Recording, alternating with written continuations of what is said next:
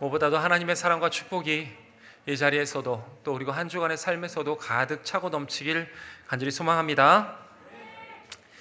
오늘의 이야기는 이스라엘과 이 블레셋이 이 골짜기를 사이에 두고 마주 서 있으면서 시작이 됩니다. 한쪽에는 이스라엘 군대가, 그리고 맞은편 산에는 블레셋 군대가 진을 치고 있었습니다. 전쟁의 긴장감은 굉장히 높았지만 이스라엘 진영에서는 이 앞으로 나아갈 수가 없었습니다. 왜냐하면 블레셋 진영에 이 날마다 한 사람이 그 앞으로 걸어 나왔기 때문입니다.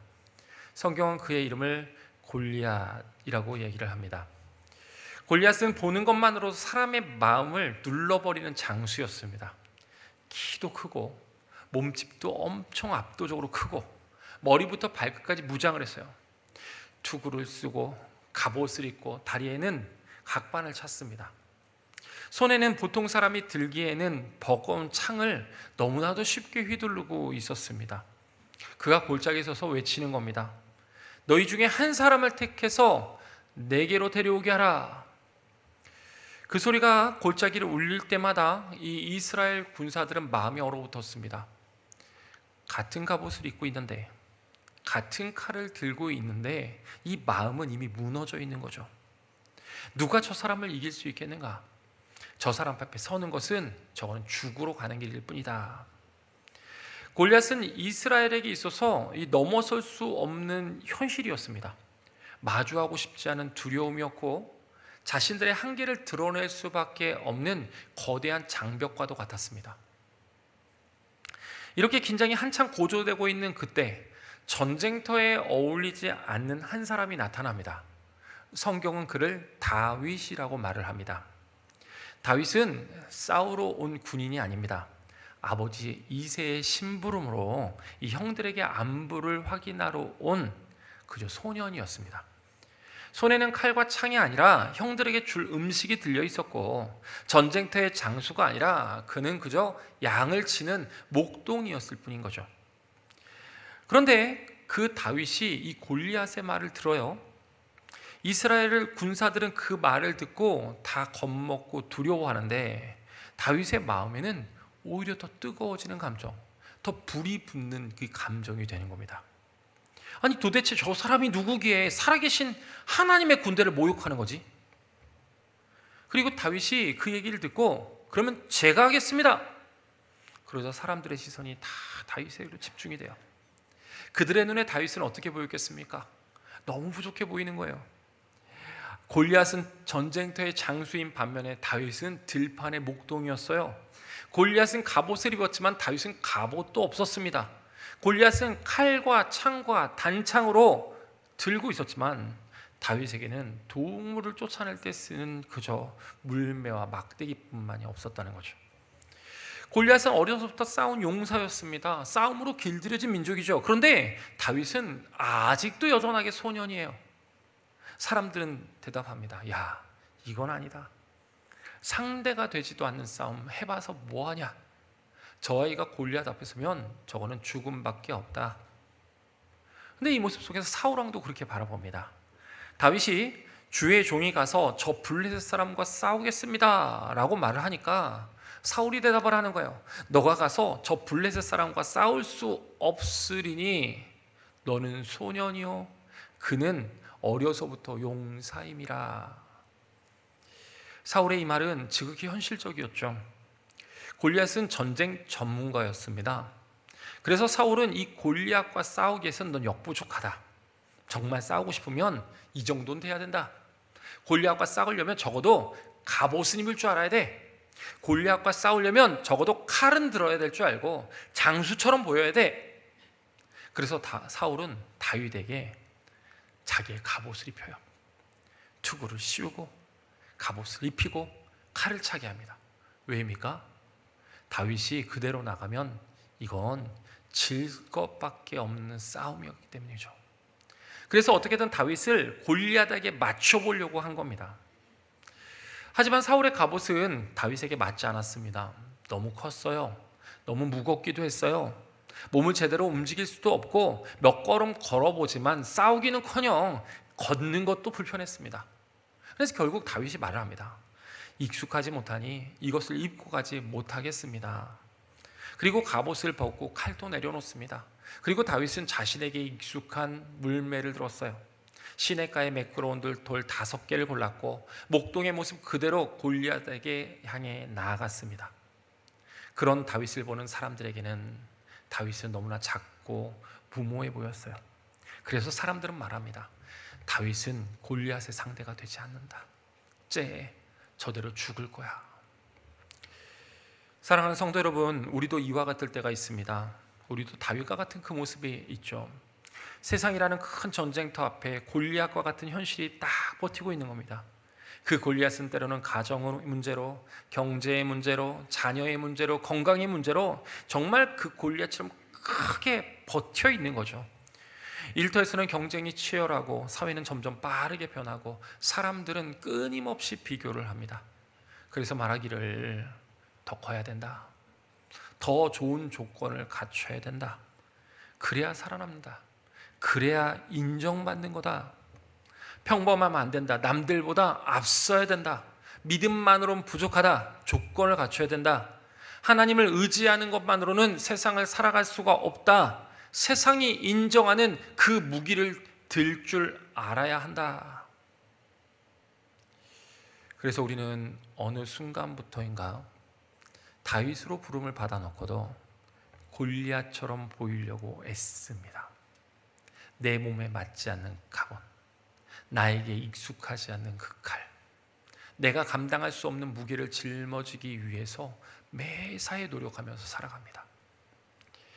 2025년 통계청 사회조사에 따르면 사람이 직업을 선택할 때 가장 중요하게 생각하는 게 무엇이냐 하고 물어봤을 때 그들이 대답을 했답니다. 첫째가 수입이요, 둘째가 안정성입니다. 또한 13세에서 34세 청소년들과 청년들이 선호하는 직장을 조사를 했는데 이 수입과 안정성을 토대로 한 대기업, 공기업, 국가기관 순으로 나타났다는 겁니다. 우리 사회가 얼마나 크고 안정적이고 인정받는 자리를 성공의 기준으로 삼고 있는가를 너무나 잘 보여주는 통계였다는 거죠. 또 2025년 미취업 청년 취업준비 실태조사에서는요, 취업준비 과정의 가장 큰 어려움이 무엇이냐라는 질문에 업무 경험 및 경력 개발 기회 부족이 80.7%로 나타났대요. 회사를 선택하는 기준으로는요, 임금을 따지는 것이 51.5%, 워라밸 등 근무 환경이 주는 영향력으로 47.4%로 높게 나타났다는 겁니다. 청년들은 단지 일자리를 찾는 게 아니라는 거죠. 세상이 요구하는 경험이 필요하고 조건이 필요하고 스펙이 필요한 이 세상의 요구 상황에 있어서 너무나 큰 부담을 느끼고 있다는 거예요. 성공에 대한 인식도 그렇습니다.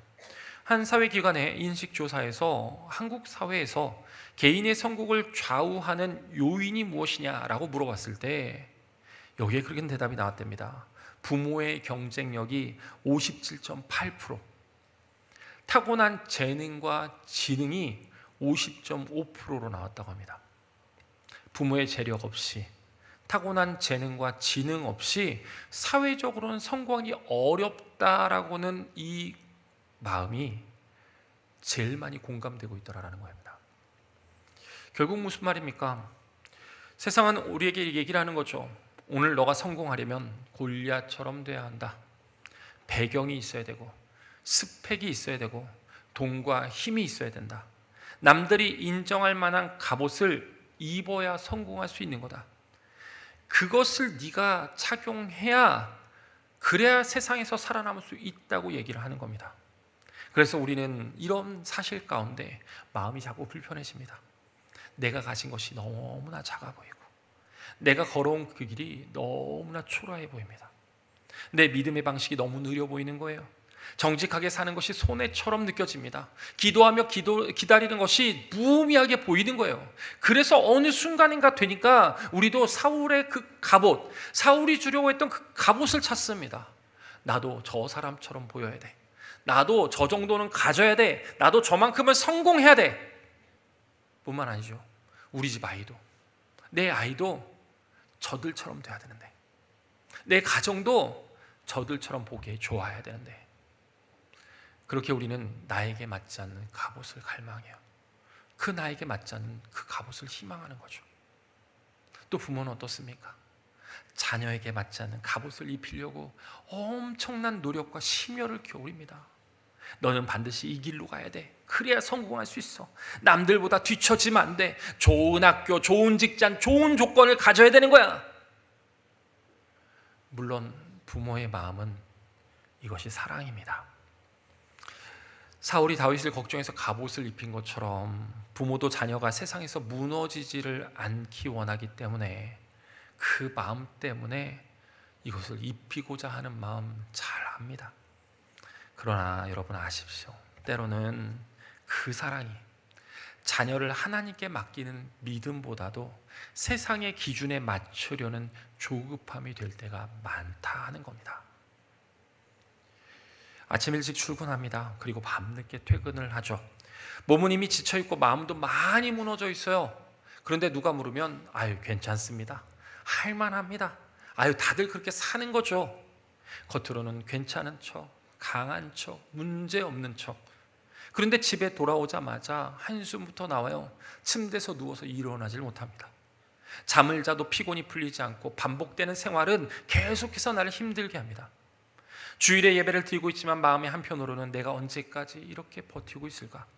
정말 잘하고 있는 건 맞을까? 남들만큼 간다고, 남들만큼 하고 있다고 생각하는데 왜 나의 삶은 변함없이 이렇게 힘들어야만 될까? 이런 생각이 몸과 마음속에 가득합니다. 직장에서는 성과를 내야 되고, 가정에서는 책임을 져야 되고, 교회에서는 믿음 있는 사람처럼 보여야 되는. 그래서 때로는 힘들어도 힘들다고 말을 못합니다.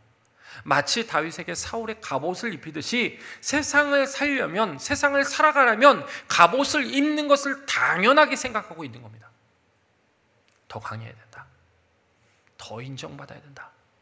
그 갑옷이 내 몸에 맞지도 않는데도, 그 갑옷이 너무 무거운데도 벗지를 못해요. 왜입니까? 벗으면 뒤처질 것 같거든요. 벗으면 실패자처럼 보일 것 같거든요. 벗으면 사람들이 나를 약하다고 생각할 것 같거든요. 그래서 어느 순간부터 우리는 하나님이 주신 나의 모습으로 살아가는 것이 아니라 세상이 요구하는 강한 사람의 모습, 그 강한 사람의 모습으로 살아가려고 애를 씁니다. 은퇴를 앞둔 분들도, 또 은퇴하신 분들도 마찬가지죠. 사람들이 나를 은퇴한 사람이라고 부르면 나도 내 인생을 끝난 사람처럼 생각하게 돼요. 평생 열심히 일해왔고, 가정을 위해 살았고, 자녀를 위해 살았고, 교회를 위해서 섬기면서 그렇게 한 시대를 충성스럽게 살아왔지 않습니까? 그런데 사람들이 나를 은퇴한 사람이라고 얘기하면, 사람들이 나를 나이 든 사람이라고 부르면 마치 모든 것을 내려놔야 되는, 전성기가 끝나버린, 이제 쓸모가 없는 사람처럼 느껴져요. 내 믿음과 사명까지도 늙었다라고 생각이 들어가는 거예요. 왜 그렇습니까? 이건 단순히 지쳤다, 나이 먹었다의 문제가 아니지 않습니까? 나도 세상의 기준에 빗대어 보니까, 세상이 원하는 그 수준을 보니까 그저 그들이 그런 거죠. 이제 쉬어야 될 사람, 나이 든 사람, 이제 모든 것을 내려놓아야 되는 사람, 전성기 때나 입었었던 그 갑옷이 자연스럽게 벗겨지니까 아무것도 아닌 사람처럼 보여지는 겁니다. 갑옷을 입으면 힙이 있어야 되고, 젊어야 되고, 커 보여야 되고, 인정받아야 되는데 그 갑옷을 입기에는 나이가 많지 않느냐? 그 갑옷을 입기엔 나이가 늙었지 않느냐? 그 갑옷을 이제 입을 나이는 끝났다 하고 말하는 그 세상의 기준 때문에 그에게 도달할 수 없는 내 자신을 보며 이제는 끝났다라는 생각을 하게 되는 겁니다. 근데 여러분 한번 생각해 보십시오. 아브라함을, 하나님이 그 아브라함을 부른 나이가 몇 살입니까? 모세를 80세에 세우십니다. 그리고 40년을 사용하세요. 갈렙이 85세에 하나님, 이제 때가 되었습니다. 저에게 이 산지를 주시옵소서라고 고백했을 때 하나님은 그를 사용하십니다. 여러분, 골리앗처럼 보이려고 애쓰지 마십시오. 하나님 앞에서 정직한 다윗으로 살아가십시오. 은퇴 이후의 삶도 끝났다고 말하지 마십시오. 하나님이 아직 나를 쓰실 수 있기에 나를 남겨두신 겁니다. 세상이 정한 한계가 내 인생의 결론이 아닙니다. 하나님이 함께 하시면 오늘도 우리의 삶은 믿음의 전쟁터가 될 수 있고, 하나님은 그 자리에서 우리를 다시 승리의 사람으로 세워주시는 겁니다. 오늘 다윗을 보십시오. 사람들은 다윗을 골리앗과 비교를 했습니다. 다윗을 바라보며 하염없이 작다고 얘기를 했어요. 부족해 보였고 상대가 되지 않을 거라고 얘기를 했습니다. 그런데 정작 이 다윗은 자신을 골리앗과 비교하지 않습니다. 다윗은 골리앗을 하나님 앞에 세웠어요. 사람들은 다윗을 바라보면서 다윗이 어떻게 골리앗을 이기겠는가라고 평가를 했지만, 다윗은 이 골리앗을 하나님 앞에 세워놓고 골리앗이 어떻게 하나님을 이기겠는가라고 생각을 했던 겁니다. 말콤 글래드웰은 자신의 저서 다윗과 골리앗이라는 책에서 많은 사람들이 다윗을 약자로 오해한다라고 말을 합니다. 골리앗은 가까이 붙어서 싸우는 백병전에 강한 장수였습니다. 그는 갑옷도 입었고 칼과 창과 단창을 들었습니다. 사람들은 이 골리앗을 바라보는 그 강인함에 다윗을 약자로 봅니다. 단지 골리앗과 같은 방식으로 싸우지 않았기 때문에 다윗이 약자가 된 거고, 골리앗과 같은 방법을 사용하지 않기 때문에 다윗을 약자로 보고 있는 겁니다. 하지만 다윗의 생각은 달랐습니다. 다윗은 골리앗과 방식은 전혀 다른 모습이었습니다. 사울의 갑옷이 보기에는 안전해 보이고 칼을 차던 그 모습이 더 그럴듯하게 보입니다. 사람들이 보기에도 그래야 골리앗의 상대가 될 것 같은 거예요. 그러나 다윗은 이거는 내 것이 아니다. 이 칼은 내 방식이 아니다. 나는 골리앗처럼 싸우려고 부름받은 사람이 아니다. 그래서 다윗은 갑옷을 벗었습니다. 칼을 내려놓고 자기 손에 익숙한 물매와 돌을 들었어요. 사람들이 보기에는 초라했습니다. 하지만 다윗의 물매는 다윗에게는 믿음의 무기였어요. 그 물매는 들판에서 양을 지키게 한 시간이었고, 사자와 곰에게서 양을 건져내게 한 경험이었습니다. 그 물매는 아무도 보이지 않는 자리에서 하나님을 의지해왔던 그 믿음이 담겨져 있던 고백이었던 것입니다. 그래서 다윗의 결단은 내가 강한 게 아니다. 하나님이시기에 강하다. 그래서 37절 상반절을 통해서 다윗이 이렇게 말을 합니다. 여호와께서 나를 사자의 발톱과 곰의 발톱에서 건져내셨은즉 나를 이 블레셋 사람의 손에서도 건져내시리이다. 아멘. 다윗은 자기 실력을 믿은 게 아니에요. 하나님께서 함께 하심을 기억한 겁니다. 그때도 하나님이 건지셨고 그때도 하나님이 지키셨잖아. 그렇게 이번에도 하나님이 나를 건져 주실 것이다. 여러분, 믿음이라고 하는 것은 현실을 모르는 게 아닙니다. 믿음이라고 하는 것은 이 현실보다 하나님을 기억하는 거예요. 다윗도 골리앗을 보고 있습니다. 그의 키를 보고 있고 그가 입은 갑옷을 보고 있고 그가 든 창을 보았습니다. 그의 위협적인 소리도 듣고 있습니다. 그러나 다윗은 거기서 멈추지 않습니다. 다윗은 골리앗 너머에 계신 하나님을 보고 있었기 때문입니다. 그래서 다윗은 결단합니다. 나는 골리앗처럼 싸우지 않겠다. 그리고 다윗은 골리앗 앞에 섭니다. 골리앗은 다윗을 보고 비웃는 거예요. 너가 나를 개로 여기고 막대기를 가지고 내게 나왔느냐. 골리앗에게 다윗은 우스운 상대였죠. 한 주먹거리도 안 됐습니다. 하지만 다윗은 흔들리지 않아요. 그리고 선포하는 겁니다. 너는 칼과 창과 단창으로 내게 나오거니와 나는 만군의 여호와의 이름으로 내게 나아가노라. 너는 너의 무기를 의지하고 있고 너의 힘을 의지하고 있고 너의 크기를 의지하지만 나는 하나님을 의지하고 하나님의 이름으로 나아간다. 그리고 47절에 다윗은 분명하게 이것을 이렇게 얘기합니다. 전쟁은 여호와께 속한 것이라. 전쟁은 여호와께 속한 것이라. 전쟁은 여호와께 속한 것이라. 여러분, 바로 이것이 정답입니다. 전쟁은 여호와께 속했습니다. 승리는 하나님이 결정하시는 겁니다. 내 한계가 결론이 아니에요. 골리앗의 크기가 결론이 아닙니다. 바로 하나님이 결론입니다. 다윗은 달려갑니다. 성경은 다윗이 골리앗을 향해 달려나갈 때 빨리 달려나갔더라 하고 얘기합니다. 두려워서 끌려간 것도 아니고 억지로 밀려서 간 것도 아닙니다. 믿음으로 달려간 거예요. 그리고 다윗이 그렇게 움직였을 때 거대한 골리앗이 땅에 엎드러집니다. 40일 동안 이스라엘을 짓누르던 두려움이 무너져 버렸고 골리앗을 울리던 조롱의 소리가 멈춰버립니다. 다윗이 이겼어요. 더 정확하게 말하면 하나님이 다윗을 통해 이기게 하셨습니다.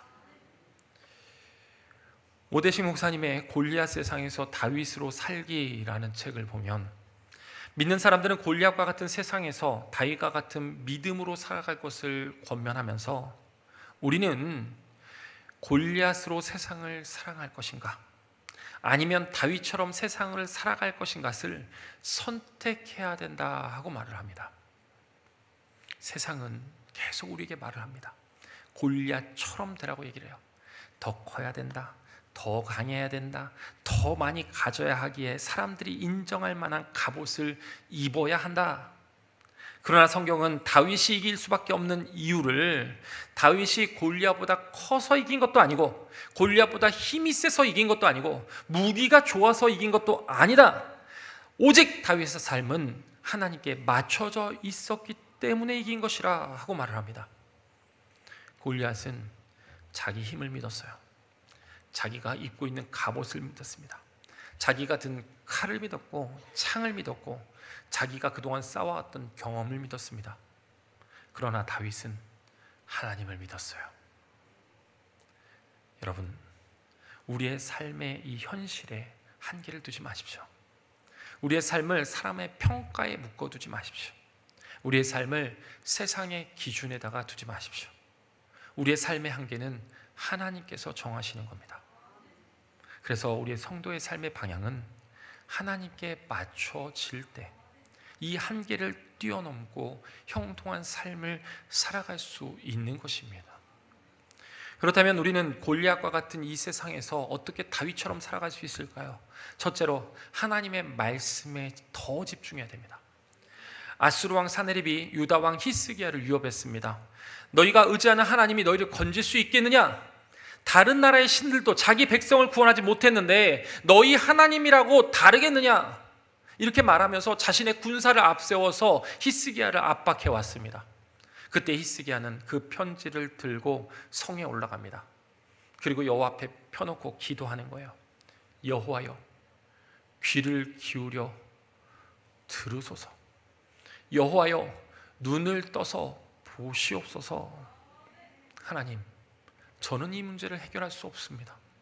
하나님께서 들어주시옵소서. 하나님께서 이 세상을 바라보면서 하나님께서 더 크시지 않습니까? 이것을 봐주시옵소서. 이런 히스기야의 고백이었습니다. 사네립의 협박보다 하나님의 말씀을 더 의지하겠다라는 히스기야의 완강한 표현이었던 거예요. 그러자 하나님이 거기에 답을 주십니다. 그가 이 성에 이르지 못하며 화살 하나도 쏘지 못하리라. 여러분, 다윗도 그랬어요. 골리앗의 소리보다 하나님의 이름을 더 크게 들었습니다. 다윗이 승리할 수 있었던 비결은 이 가지고 있는 환경과 문제를 하나님께 드렸다라는 거예요. 여러분, 우리의 문제, 우리의 전쟁, 우리의 인생의 주관자가 하나님이십니다. 그렇게 우리는 골리앗과 같은 현실을 마음속에 품고 살아갈 이유가 없어요. 그 문제를 하나님 앞에 펴놓으면 됩니다. 사람의 말보다 하나님의 말에 더 집중하면 되는 거예요. 골리앗의 소리에 오래 머물면요 계속 두려워집니다. 마음이 약해집니다. 마음이 힘듭니다. 그게 맞은 것처럼 들려요. 그런데 하나님 앞에, 하나님의 그 말씀 앞에 내 인생을 머무르면 그 안에 자라나는 것은 믿음입니다. 하나님의 일하심을 보게 되는 겁니다. 둘째로, 현실에 대한 시선을 달리해야 됩니다. 스코틀랜드의 육상선수 에릭 리델이라는 사람이 있습니다.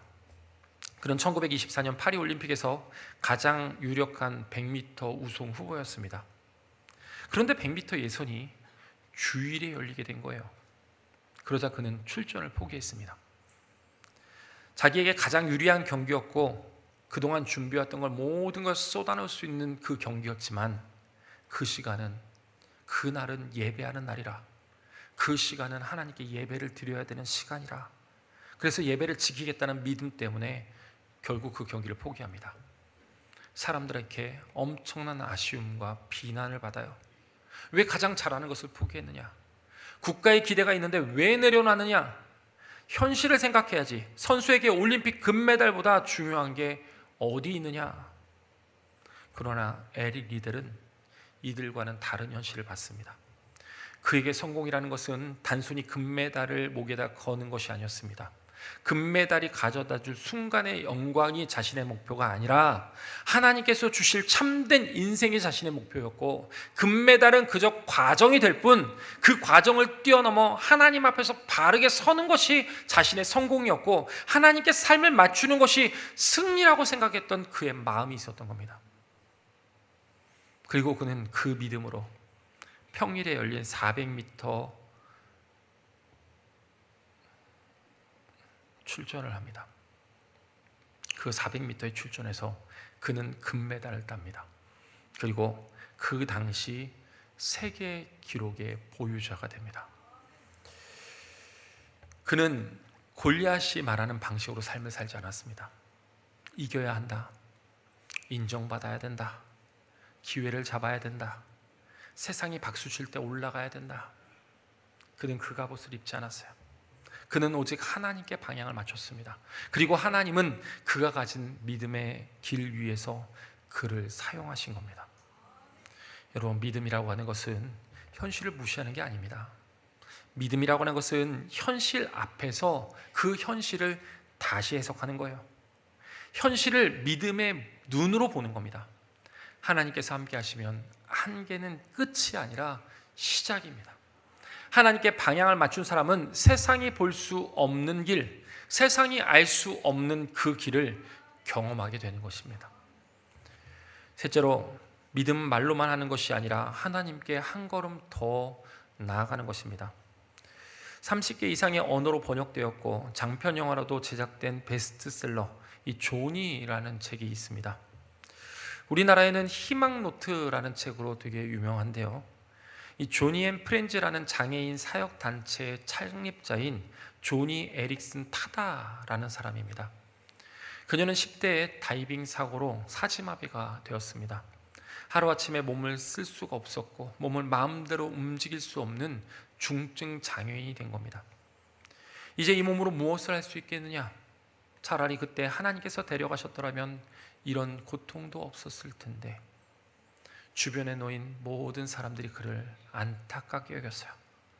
그녀에게 놓인 이 골리앗이라고 하는 것은 그 현실이 너무나 다른 사람들과 다른 아픔이었고 희망조차 가질 수 없는 회복이 불가능한 비극이었습니다. 그런데 그녀는 멈추지 않습니다. 그녀는 하나님 앞에 한 걸음씩 더 나아가는 거예요.